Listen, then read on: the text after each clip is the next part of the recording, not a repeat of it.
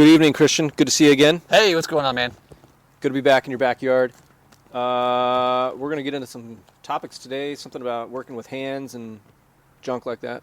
Yeah. And hopefully we're going to smoke some whiskey and drink some cigars. Wait, I think I said that backwards. Smoke a cigar. There we go. Smoke a cigar and drink some whiskey. Also, I made a purchase recently. Did you? But why don't we get into the whiskey and cigars first? All right, let's do it. We are the Old Fashioned Dad podcast, looking to love dads through the person and work of Jesus Christ, entering into tough conversations on marriage, parenting, sex, religion, all while having a good whiskey. So, 26th episode here, I think, something like that. Yeah, 26. Thanks everybody for listening to the previous episode on taking a stand for truth and listening to us kind of wander through the book of Jonah a bit and our thoughts and opinions. And so thanks for all the feedback. Appreciate it. We are going to be, because we loved it so much, we're bringing it back again, is High West Double Rye Whiskey. It's good. Smoking some cigars. I thought it was a good bottle. We're bringing it back again. It's hopefully we're the goal is not to always do that on every episode, is to reintroduce another whiskey, but we want to showcase different whiskeys. But every now and then, a whiskey is going to be so good that we bring it back again.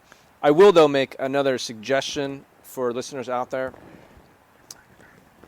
If I'm gonna move my mic down a little bit. There we go.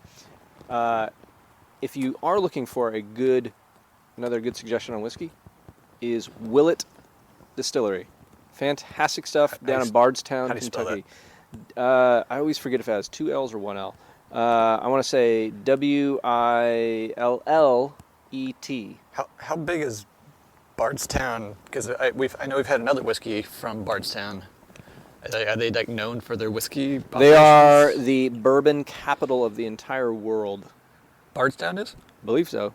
Well, Kentucky in I know general. Kentucky is. Kentucky in general. Okay. But between Louisville and Bardstown, there is some just iconic whiskey brands that are bourbon brands coming out of there. So, Willet Distillery, Bardstown, Kentucky.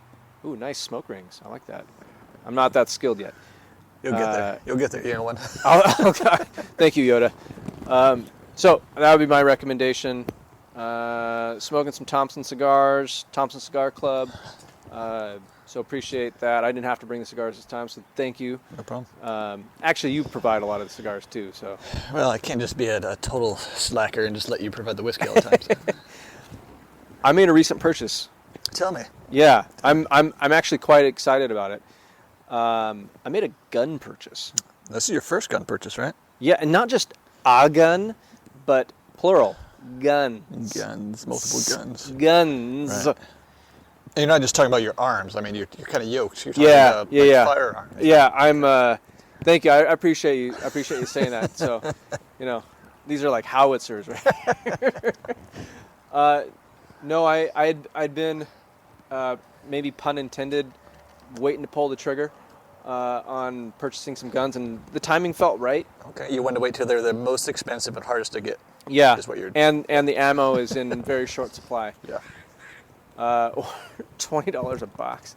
Yeah, if you can find it. Yeah, I went down to a place called Sportsman Warehouse in Federal Way, and I was looking for a Remington 870, I believe. 12 gauge. Yeah, that's what I got. Pump action from. Yeah, pump action. Original in the box. Yep. They did not have that Remington. The other recommendation was a Mossberg 500. Mossberg makes good guns. Apparently the Navy uses it. Sure. So I thought, okay, those would be two good starting points. And I've used a Remington 870, so I was familiar with it. They didn't have any of those, so I went with a Stoeger 12 gauge. Okay. Don't know anything about the brand, but it looks very similar to the Remington 870. So I was like, okay. It holds 3 rounds. Okay. So, and my wife feels very good. She was very pleased that I went and got a shotgun. And then on to the handguns. So, Yeah. Now, why was your wife pleased? Just like home defense situation? Home defense situation. Okay. So we're both not gun people by upbringing or anything like that. So I think she wanted a little bit more protection, but she's also kind of enjoying the sport of shooting. Sure. So Clays are a lot of fun. yeah, we got to go out to some friends' property in Idaho. They own 10 acres and fire guns, so Yeah. that was fun. So I went, and I've been wanting a handgun for a while. Those were a little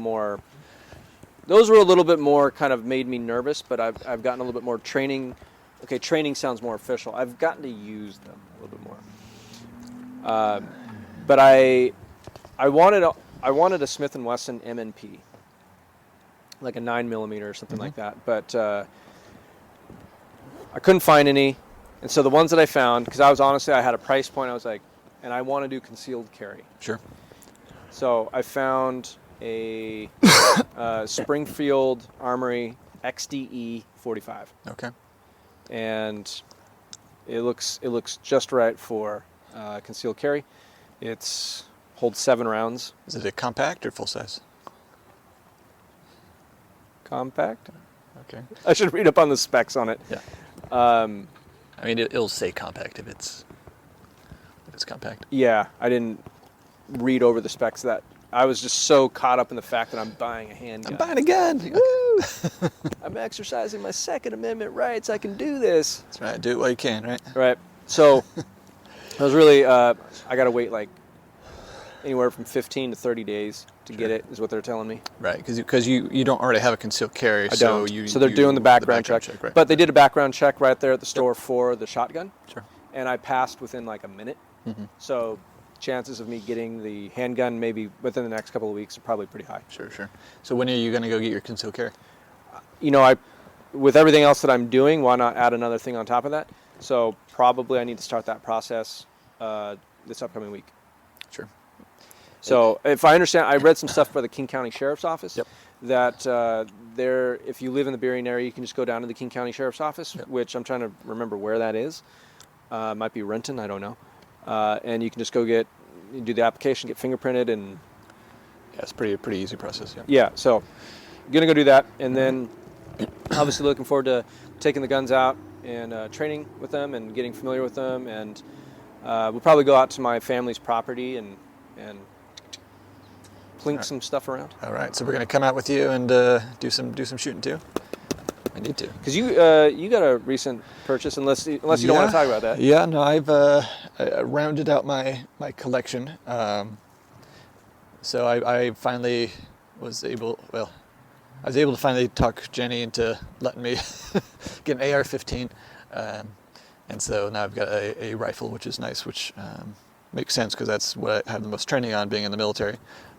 Is obviously the M4 platform, which the AR-15 is the civilian version of that. So so I'm still here in Washington State. Yeah, mandatory 10-day waiting period. Doesn't matter if you're military, you have concealed carry or anything. You have to wait 10 days. Really, even if you have a concealed carry? Yep. Okay. So Washington State passes some stupid gun laws that don't actually do anything but make it. You don't have a annoying. mental health condition, do you? No, that's part of the background check. That's what they ask you. So. But I shouldn't joke about that as a mental health counselor. I know you're a terrible mental health counselor. So insensitive. What are we talking about today? Yeah. I mean, this kind of relates. Should we talk about stuff? Yeah, it kind of relates to firearms, I guess. Working with your hands. Ooh, that'd be a good topic. That's an interesting topic that you proposed, because I was like, because I tend to get somewhat heady about my about the topics. I'm like, we got to go really deep here. So this is an interesting topic. Sure. Well, and I will give a shout out. I'd like to take credit for it, but it was actually J.K. Jonathan Kopecki who we had on as a guest. He was fun. He was fun. We got to have him back. Yeah. So he's like, hey, why don't you talk about working with your hands? I'm like, that's a good idea. So, so obviously we can go a lot of different directions. I thought it was good for us because we both got experience with it. Before I got into real estate, where I'm not working with my hands anymore, I'm sitting at a desk all day or out showing houses. I did high-end remodeling and finished carpentry for 15 years. That's how I knew you, is that you were a carpenter. Mm-hmm. Yeah, so there's still plenty of opportunity to work with my hands around the house, I bet. fixing up stuff, which is a great skill to have, but it also the downside is that it makes me a little hypercritical when I go into a house or whatever. I'm always kind of checking out like the quality of the finish work or the construction. I didn't think about that, but with all your kind of construction and carpentry knowledge, and then you're a real estate agent, you're going in and showing houses. Are you like thinking in your head like, what are they doing in that corner there with the drywall and the? Yeah, it's pretty helpful. Obviously, when I'm showing houses, I'm not saying like, oh, that look at this crappy craftsmanship or this, crummy flip or whatever. During inspections it can be helpful because obviously, you hire an inspector to do a full house thing. But it also helps to be able to say like when they find stuff, be like, okay, well that's kind of a big deal because X, Y, and Z, or that's not a very big deal. That's cosmetic. For $500 you could fix that. Right. Where most people in real estate don't have any sort of trades background, and so they can't really speak to the properties they're selling. They don't actually have any knowledge about how they're built or the quality or anything. So it actually gives me kind of a leg up having that background. I would imagine it would. Yeah. Because you could be like, well, this house is kind of a turd. Right. Or like this house is a flip, and the general obviously knew what he was doing. It's good quality. I'm not concerned. Or here's some red flags. So here's my recommendation. So it can be helpful. That's interesting. And you're pretty handy, even though you haven't officially been in the trades. And then do you do? I've seen some of your Denim and Whiskey Instagram stuff where you're actually doing woodworking and building some stuff. Was that out in the orchard, or is that your house? Or that's at my house. So I grew up with a dad who was kind of and I think that's just the product of the generation.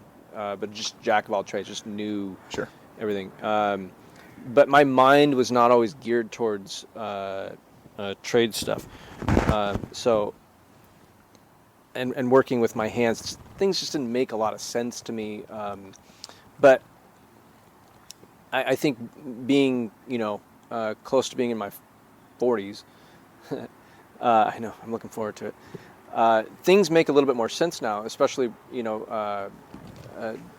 building stuff, and I think I'm just in general enjoying it a lot more. So I think especially when it kind of serves a purpose. Yeah. During this coronavirus, I've had a lot of during the lockdown, had a lot of opportunity to do projects on the house, and not just be kind of like vanity projects like, hey, we need to get this done. Yeah. This is important, and it's kind of forced me to be like, okay, well, I've got these tools, I've got this lumber or these, piping. Can I fix this? Can I put a shelf there? Can I build this? Can I, reinforce that? And it's forced me to figure out how to do that. And I did ultimately get some good education through working on classic cars. Oh, okay. My dad, I remember one time my dad in high school, I hear this low rumble coming down our alleyway, and I was like, man, what is that? And he came home, and I had no idea that this is something he wanted to do. He bought a 1978 Corvette. And this thing to me looked like the Batmobile. Yeah, that's 78. That would have been like the big wheel flares, right? Yep, the T-top. Yeah, okay. And it had a sloped. It was a 25th anniversary edition, and it had a sloped window. So it didn't have it didn't have like a tail or anything like that. Okay, so like the fastback, like the Mustang style. Yeah, okay. Exactly. And it had this big, beefy 350 in it, just like you could hear it coming from a half mile away. Sure. And I was like, what is the small this block thing? V8, yeah. Yeah, and I'd never experienced a classic car like that until, and so I was like, oh. And so like as kind of a way of connecting with my dad, I was like, I just kind of hung around him watching him rebuild the car. Okay. And I got into Mustangs because I was like, I'm not really jazzed about a Corvette the way that my dad is, but it's a Chevy. I know, right? Ford all the way. And so I started looking at classic cars, and I like the second I came across just a straight 65, 66 coupe Mustang, I was like, yes. Okay. Yes.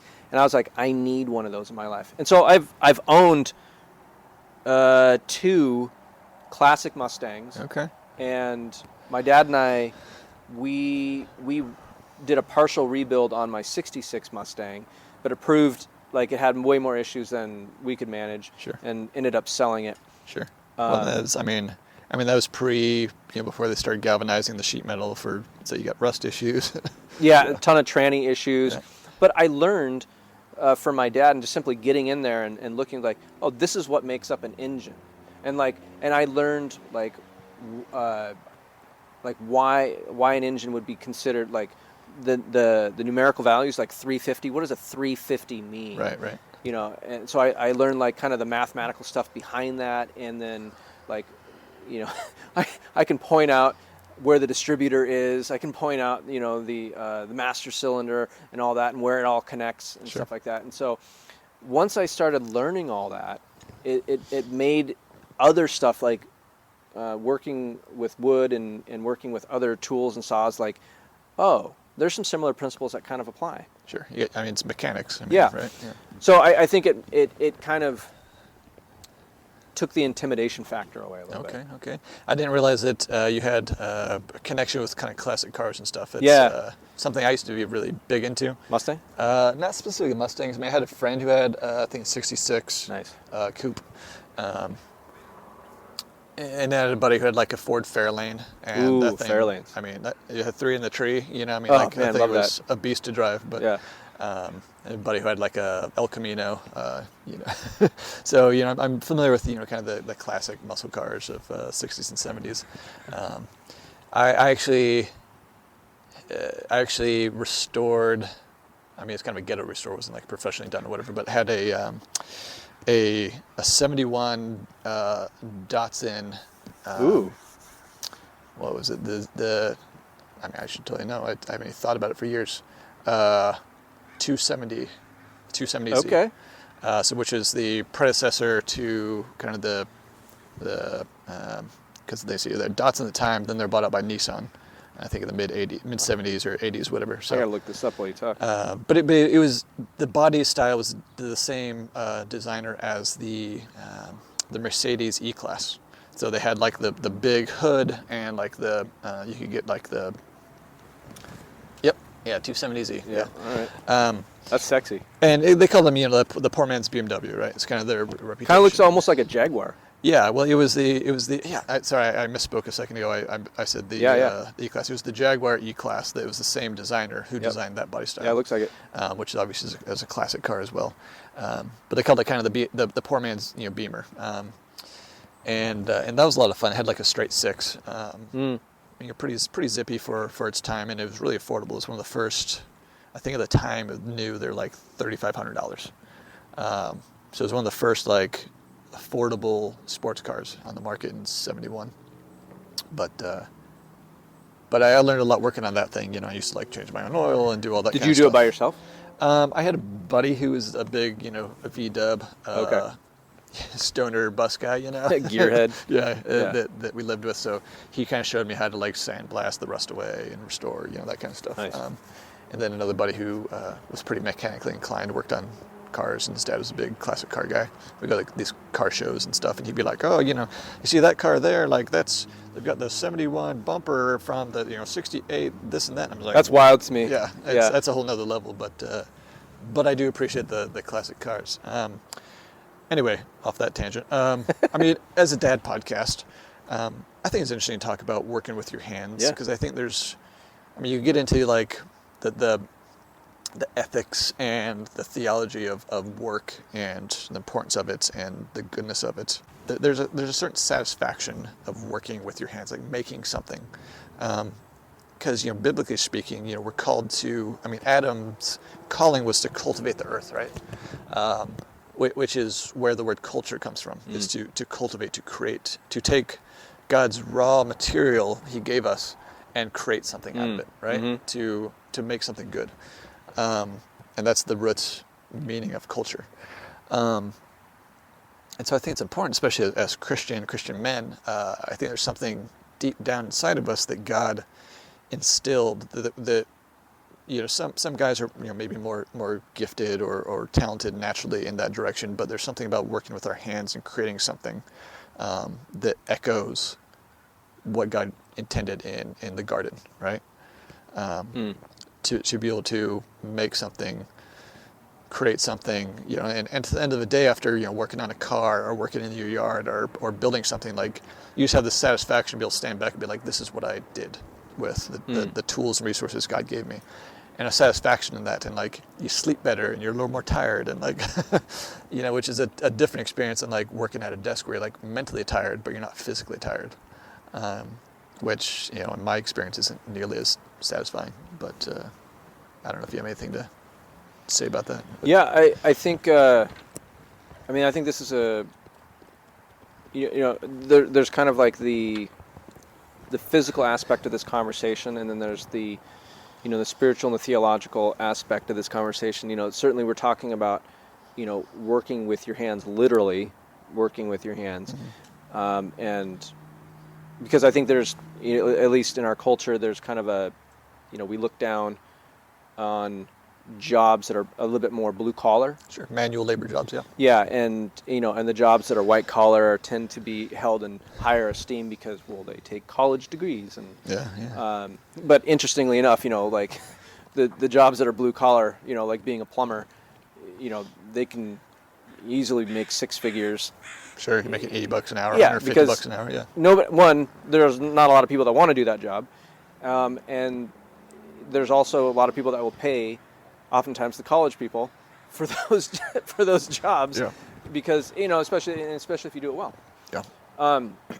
So there's that side of things, but then there's the theological, the biblical approach to working with your hands, and there's a lot, honestly, in the book of Proverbs that talks about working well, working diligently, working heartily with your hands. And I pulled up a couple of verses. Proverbs 12:11, whoever works his land will have plenty of bread, but he who follows worthless pursuits lacks sense. Okay. Yeah. The one that I think stands head and shoulders over, if you're looking up this particular topic, is Psalms 90:17. Colossians chapter 3, 23 through 24. Whatever you do, work heartily, as for the Lord, not for men, knowing that from the Lord you will receive the inheritance as a reward. You are serving the Lord Christ. So we have the physical implications, and we have like theological implications. That's kind of where my mind goes, when I think about this. Just in general, working hard is what husbands, fathers, men are called to do. And who you're working for and how you're working is really significant and important.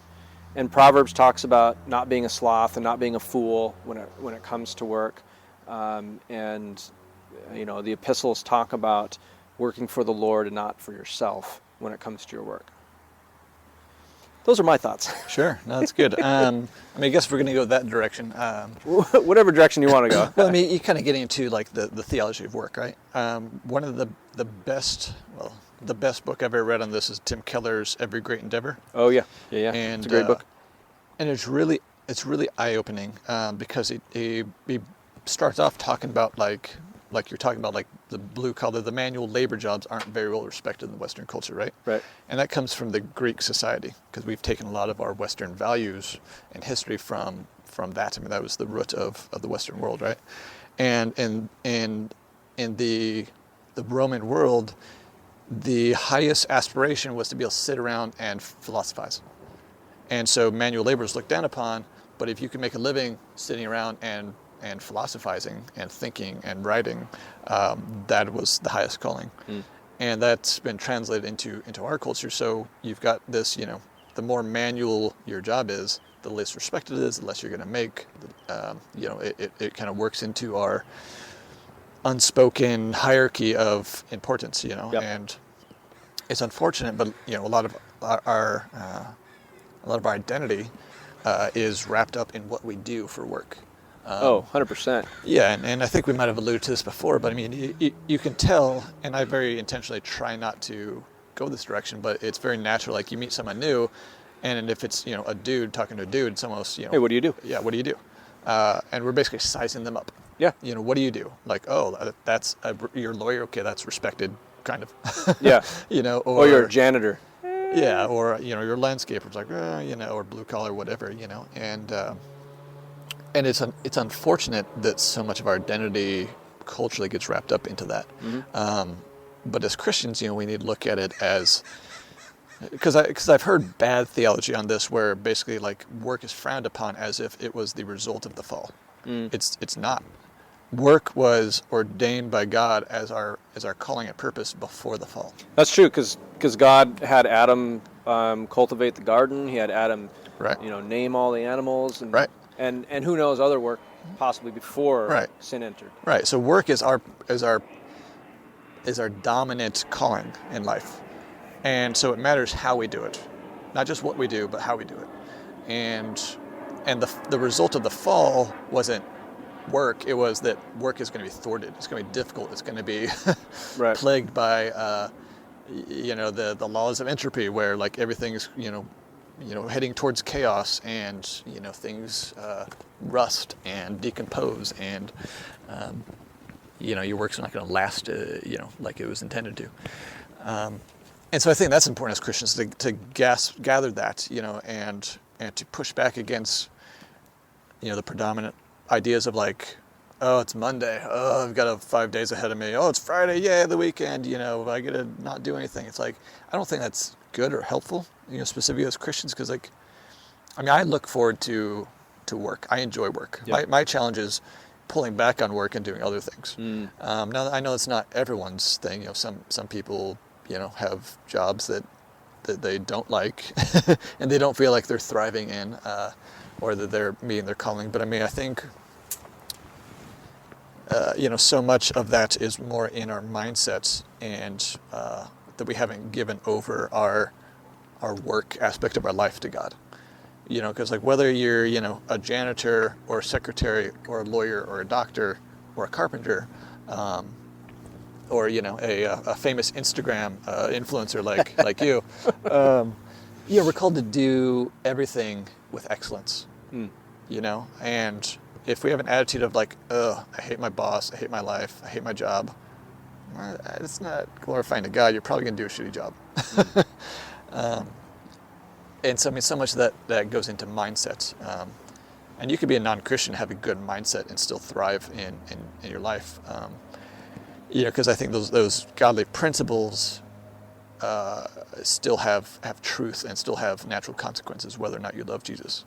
I guess my point is that as Christians, that needs to be our default, not, you know, this like, I hate work, my goal is to like not work if I can help it.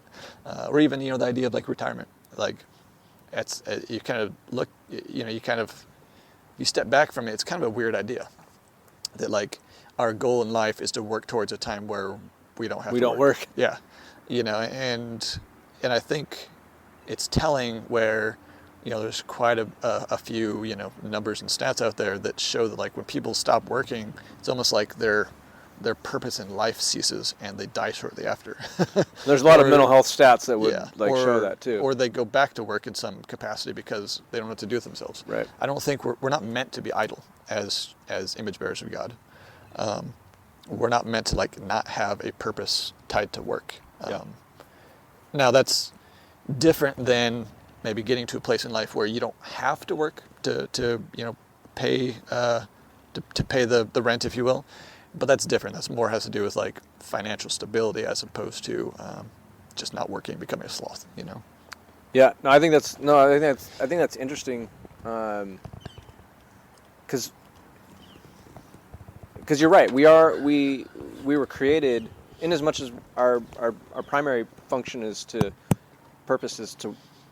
worship and glorify God. Well, God gives us this kind of vehicle, work. And that can be a lot of things. That's a very broad thing. Sure. To glorify and worship Him, and He calls people to blue collar, to white collar jobs, right? And unfortunately, because of sin, we do tend to kind of get tribalistic, discriminatory, maybe like unintentionally and unconsciously. Right.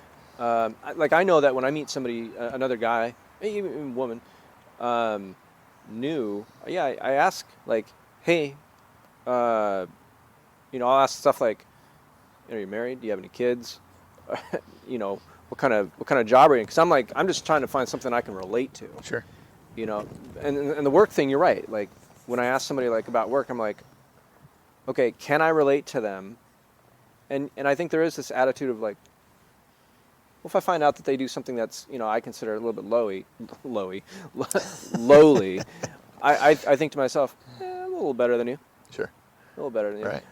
And I think that's something that I don't even I consciously think about. I automatically do that. Sure. And we need to check our hearts on that, Right. And I think you bring up a good point about the whole identity thing.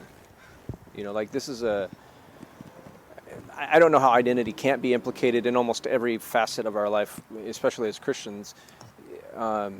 We tend to be idol factories, and we always want to go against God's calling on what He wants us to do, and we tend to make an idol out of things that He's like, hey, this is a good thing, you probably should engage in it. And you're like, you're right, this is a great thing. I'm going to make my whole life based around it. Yeah. So I think you bring up a good point about the identity, and this whole topic just totally implicates that, and what God calls us to do. You can't have this conversation without talking about those things. Yeah, I don't know. There's something I was going to say that was going to be really good and profound. It seems profound based on the look on your face. Yes, no, that's constipation.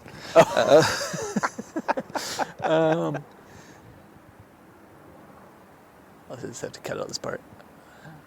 No, it's a good part. It's a good part. The audience, the listeners can see. This is how the bacon is being cooked. The meat is being made. Sausage being made. These are the thoughts that are happening. Well, I mean, ultimately, where are we going with this? As we're talking about dads. I think that dads could kind of infer or imply. Oh, I think they mean this. I think they mean that. Sure. But working with your hands. That's a meaty, worthwhile topic to talk about. It's not necessarily going to be maybe as heavy as maybe the conversation we previously had in the previous episode, but where are we going with that with dads? Sure. Yeah.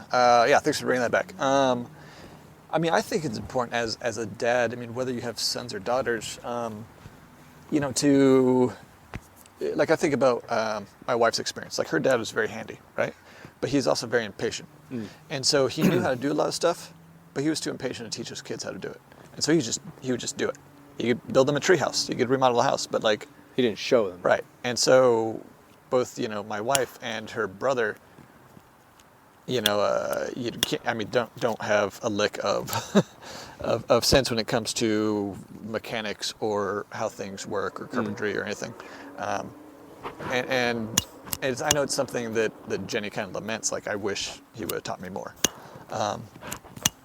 And so, I think about that, and we this summer built this treehouse, fortress thing. It's like a bunker. Yeah, bunker for my son. And it would have been easier if I just came out here and built it myself. But I was very intentional about, okay, let's go do this together. Here's how you hammer. Here's how you use a drill. Here's how you use a measuring tape. That's cool. And he takes great pride in it. Anytime a friend comes over, look at what my dad and I did. He's shown me this thing 5 times. Right. And in my head, I'm thinking, I mostly did it. You got bored after 10 minutes and went off and did something else. But he takes great pride in that because it's something we did together. It was kind of a bonding experience and trying to teach him some life skills along the way. Right. And that's something I'm fortunate to have those skills. And so I guess the encouragement for dads would be to even if you now don't know those things, I'm sure you have a neighbor or friend who does. You can make projects out of it and learn along with your kids, It's something I'd encourage, not just to have the skills, but to have that connection. Especially, I think that men tend to bond over doing things side by side, going in the same direction, right? 100% agree. Projects, 100% agree. As opposed to women or girls that tend to be more socially oriented and they can sit facing each other, having conversations, and don't need to be productive, so to speak. And you're saying that's not a good or bad thing. That's just. I'm just saying that's typically how the sexes tend apples to relate and to each oranges. other. Yeah. Now, granted, there's some girls that are going to be much more hands-on, Mechanically oriented, inclined, yeah, sure. and more guys that are, just want to, play with their Barbies, or I don't know what the. So I mean, that's obviously a generalization, but generally speaking, I think that's how men and women tend to relate to one another. And so what you're saying, what I'm hearing, yes, what are you hearing? Yes, is mirror back to me what you're hearing. Is there's this, when it comes to work, there's this great opportunity as dads to be very relational with our kids. Yes. It's whereas your wife, her dad just built the things and kind of missed out on that relational opportunity to even kind of pass down, some legacy stuff. Yeah. Yeah, for sure. And I mean, that's kind of on the like parenting projects, working with your hand side of it. I mean, but I think there's also, our kids also pick up our attitudes about things, right? Yeah. And so if your attitude towards work is, this sucks, my goal in life is to work as little as possible, they're going to pick up on that. They're going to pick up on work is bad. I'm going to try to be as lazy as possible or as comfortable as possible. And those are not things God calls us to. I'll just make that blanket statement. Like, work is good. Being a hard worker and doing a good job glorifies God. And we see that in Proverbs and in right. Yeah. So whether you're a janitor, sweep those floors to the glory of God. Yep. If you're a carpenter, do the best job you can and don't cut corners. Yeah. If you're a real estate agent or in sales, don't try to screw people. Like. and I think to that point, we talk about God being an impartial God. Yeah. Like, God's not looking at certain careers and going, wow, that guy really has it all together with that career. That guy over there, he really blew it. Right. Well, even speaking in, and this is something Tim Keller gets into in his book, Every Great Endeavor, and it's really interesting because in the Christian subculture, kind of depending how you grew up, there's kind of this, or there can be, I've observed kind of this, like, the highest calling is to be a pastor or work in the church, a vocational ministry, right? And if you can't do that, then, well, I guess you could work in the secular world. Kind of this, there's almost this hierarchy of work. A little bit of elitist. Yeah. And I think that's unfortunate because you don't see that in Scripture. Like, and I think it's a very one-dimensional, I guess that'd be a two-dimensional way, of thinking about the nature of work and what God calls us to.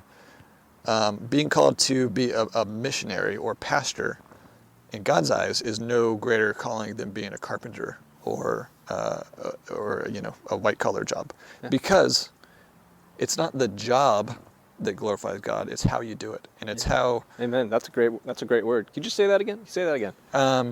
It's not the job you do specifically that glorifies God; it's how you do it. Yeah. And I think that's so important for us to grasp, because then we're able to biblically push back on a culture that says, no, here's the hierarchy of respect amongst careers. And you can focus on being the best whatever it is you are in your work. And even outside of that, we have so many opportunities to engage with coworkers, bosses, clients. That's what matters. Yep. I mean, that's where our ministry is taking place, right? It's not only a ministry of how you do things and what, why do you find satisfaction in, being, the best manual laborer you are. Yeah. That's unusual. It's normal for people to try to, cut corners and stuff. So, I mean, that speaks volumes to our larger worldview and to God being our Lord. But there's also, opportunities in how we engage with people, how we treat people. I mean, that's where our ministry is. Right? Can I interrupt for a second? Yeah. Because I tend to think that, and I think you would probably agree with this, is as humans, we often respect people based upon how much money they make. Sure. And God tends to honor and uphold those that, I mean, they worship Him regardless of how much money they make. and they dance before him. They give their whole self to him. Yeah. You know, and we see that, you know, in the story. I think I've mentioned this in previous episodes. The widow's mite. Yeah. She had no money, but she gave everything. Yeah. And I presumably think she worked hard. I don't know, but as humans, we tend to, the way that we respect and engage in relationship with other people, based on their careers is backwards. Yeah. Yeah, we look at monetary or career success and be like, that's impressive. We're going to hold them in high esteem. Yeah. And which success isn't bad, money isn't bad, but there's good millionaires and billionaires and there's bad ones. Yeah. You know, there's wicked poor people and there's righteous poor people. Like, Yep. you know, and that's so antithetical to, you know, this kind of classism, like everyone's pitted against each other, you know, world we live in. Right. Which is why it's so important to find our grounding and our truth and our worldview in Scripture. Yep. You know, because you can't just be like, well, they're rich and therefore they worked hard and they earned it. They might have. They might not have. Yep. Like, Yeah. You know, and someone may be poor because they're lazy, or maybe they just have, you know, a rough deck dealt to them. Mm. You know, it's like you can't just blanket statement that, you know, which it can be challenging because it's very counter to, you know, how we're kind of taught to think about things, you know. Mm-hmm. Yeah. So it definitely sounds like there is some really great relational opportunities, and maybe even some challenges to reframe the way that we think and approach work. And I like the example that you gave about, like, even within, you know, Christianity within the church, we tend to think maybe it's an underlying tone. It's not directly said, but, you know, working vocationally in ministry is like the highest calling a Christian could, Sure. you know, attain. It's kind of an implied value. Yeah, and I think a point that you were getting at that I don't know that you actually said it, but I'll say it is like we may not all be vocationally pastors, Right. you know, but we are all pastors within our families and our careers. Sure. That we're in. We're all sharing. We're all the ministers gospel. of the gospel. Exactly. You know, in both how well we work and in how we interact with others. And I think about the disciples, like Sure. those guys were not pastors first. Yeah, they were fishers and carpenters. Dude, they were longshoremen. Yeah, I mean they were rough. They were you know, blue collar Right. longshoremen, the ILWU guys. Yeah. You know. ILWU, Sorry if what's there's any that? ILWU guys listening. I What's like that? you guys. Is that a union? What is that? Yeah, that's the Longshoremen Union. Oh, okay, gotcha. But these are fishermen who, like, they Yeah, they taking weren't care of their pastors. boats. I mean, yeah, right.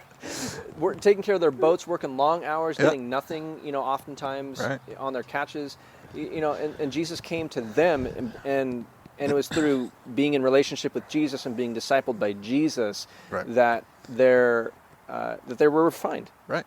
Well, and that's really, if you think about it, kind of the model we're called to. I mean, Jesus was a carpenter, right? Yep. You know, like he didn't say work is bad, go be a pastor.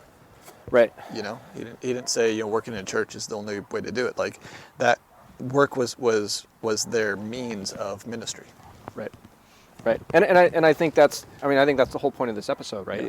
Yeah. It is now. I didn't know what we were going to talk about at the beginning, but I like where this went. I like how that's how our episodes go. But, you know, God gives us a specific calling, and our calling is always worship God in whatever setting and context that you are in. Mm-hmm. But there are specific things to each of our specific callings that God gives us that we then hopefully can be holy in, and take advantage of relational opportunities with our kids. Yeah. And hear the admonishments from God saying, like, hey, you know what, you're not necessarily being pastoral in your finance job. How can you do that? Yeah. Yeah. No. I think this is really great. I think these are good takeaways for dads and good reminders. I mean, even for me as I sit and think about it. Yeah. All right. Well, we've answered every question about the theology of work and how to glorify God. Yeah, I think Career-wise. we've checked this topic off our list, so we are officially pastors and There you go. Excellent we have attained the highest calling in Christendom.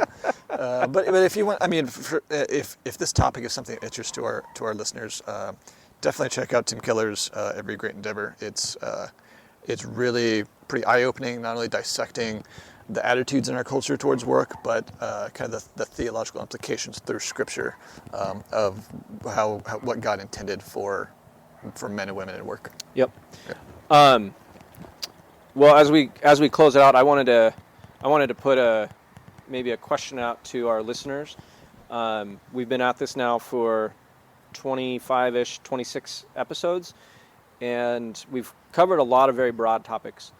And Christian and I are thinking about the next 25 episodes in front of us, and we're excited about it. We don't have them all planned out, but I would. This is something that the Honest Cigar Experience did. I thought it was kind of cool. We would love for you to ask us questions, and maybe take some of those questions and be able to answer them on a future episode of the podcast, be it maybe about cigars, which I think Christian would be able to answer a little bit better than I would anyways. Whiskey, I will take the reins on that one. Maybe even it's theological, psychological. I've definitely got some experience there. Or any other particular question. Anything having to do with parenting, dadding? I mean, dadding. We don't have the answers, but we can tell you what we did wrong. We can certainly commiserate. But we would love to maybe answer some of your questions on another episode. Maybe I like that. Take an opportunity to answer one or two questions before we dive into a topic or something like that. Or if it's a topic we haven't covered, we can make a little episode out of it. Yeah, give you a shout out. But we'd love to maybe you could do that on Instagram and send us a question on Facebook page. Send us a question, what have you. Don't be afraid. Ask a question. If we don't answer it, it's not because we didn't like it or anything like that, but maybe it just requires more thought. Or maybe we just don't like you. Maybe that could be it. That could be. Yeah. It's not the question that's a problem. We're just gonna block you. No. Just kidding. Well, as always, dads, we love you. We care about you. We're praying for each and every one of you, and we want to encourage you. And so, if you have any questions, please reach out to us. We love to answer them. Instagram, Facebook. I think that's all the socials that I want to get into right now. Yep. But until then, Christian, good hanging with you again. Indeed, Christian. And we'll do shooting soon. And in the meantime, dads, grab a glass of whiskey and enjoy.